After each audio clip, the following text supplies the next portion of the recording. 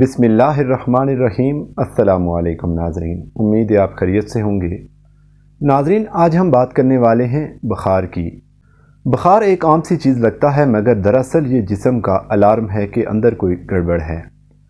بخار خود بیماری نہیں بلکہ کسی بیماری کی نشانی ہے۔ عام طور پر جب جسم کو وائرس، بیکٹیریا یا کسی قسم کا انفیکشن ہوتا ہے تو ہمارا درجہ حرارت نارمل سے اوپر چلا جاتا ہے۔ اس دوران مریض کپ کپی، گرمی، پسینہ، سر درد، جسمانی درد اور نکاہت محسوس کرتا ہے۔ اب ذرا بخار کی اقسام دیکھ لیتے ہیں۔ اس کی پہلی قسم ہے وائرل بخار۔ یہ عام طور پر فلو یا موسمی تبدیلی کے ساتھ ہوتا ہے۔ اچانک بخار آ جاتا ہے، سر درد اور جسم ٹوٹتا ہے، مریض تھکن اور کمزوری محسوس کرتا ہے اور کبھی کبھی ہلکی کھانسی اور نزلہ بھی ہوتا ہے۔ دوسری قسم ملیریا کا بخار۔ اس میں بخار وقفے وقفے سے ہوتا ہے۔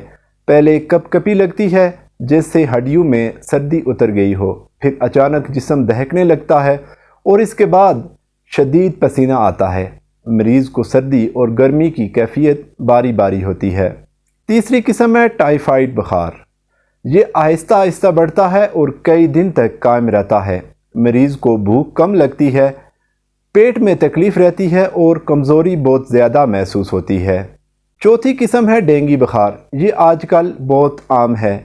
بخار اچانک تیز ہو جاتا ہے، آنکھوں کے پیچھے درد ہوتا ہے، جوڑوں اور پٹھوں میں ایسے لگتا ہے جیسے ہڈیاں ٹوٹ رہی ہوں، اور بعض اوقات جسم پر سرخ دھبے بھی آ جاتے ہیں۔ اور آخر میں پانچویں قسم موسمی یا فلو بخار۔ یہ عام زکام، کھانسی اور گلے کی خراش کے ساتھ آتا ہے۔ مریض کو بدن بھاری لگتا ہے اور نکاہت نمایاں ہوتی ہے۔ اب اس کی وجوہات دیکھ لیتے ہیں۔ پہلی بڑی وجہ ہے وائرل یا بیکٹیریل انفیکشن۔ دوسری وجہ مچھروں کے ذریعے پھیلنے والی بیماریاں جیسے ملیریا یا ڈینگی۔ تیسری وجہ آلودہ پانی یا خوراک کے ذریعے پھیلنے والا ٹائیفائڈ۔ چوتھی وجہ سانس کی بیماریاں جیسے نمونیا، اور پانچویں وجہ جسم میں سوزش یا کوئی چھپی ہوئی بیماری۔ اب آتے ہیں گھریلو علاج کی طرف۔ بخار میں سب سے اہم چیز ہے پانی۔ مریض کو بار بار پانی یا مشروبات دینے ضروری ہیں تاکہ جسم میں کمی نہ ہو، یا کوئی بھی ہلکا ORS، لیمو پانی مشروب بہت فائدہ مند رہتا ہے۔ دوسری چیز ہے آرام۔ جب جسم بیماری سے لڑ رہا ہو تو اسے نیند اور سکون کی اشد ضرورت ہوتی ہے۔ تیسری چیز ہے ہلکی غذا، یعنی یخنی، دلیا یا سوپ مریض کو توانائی بھی دیتے ہیں اور ہضم بھی آسانی سے ہو جاتے ہیں۔ اگر گلا خراب ہو تو ادرک اور شہد والی چائے سکون دیتی ہے۔ اس کے ساتھ ساتھ نیم گرم پانی کی پٹیاں بہت مؤثر ہیں۔ برف یا ٹھنڈا پانی استعمال کرنے کے بجائے نیم گرم پانی سے کپڑا بھگو کر پیشانی پر رکھیں، اس سے بخار آہستہ آہستہ نیچے آتا ہے۔ اور یاد رکھیے، بہت زیادہ کپڑے یا کمبل لپیٹنے سے بھی گریز کرنی چاہیے۔ اب آخر میں ہومیوپیتھک ادویات دیکھ لیتے ہیں۔ پہلی دوا ایکونائٹ۔ یہ اس وقت دی جاتی ہے جب بخار اچانک شروع ہو، کپ کپی کے ساتھ بے چینی ہو اور مریض بہت گھبرایا ہوا لگے۔ دوسری دوا بیلاڈونا۔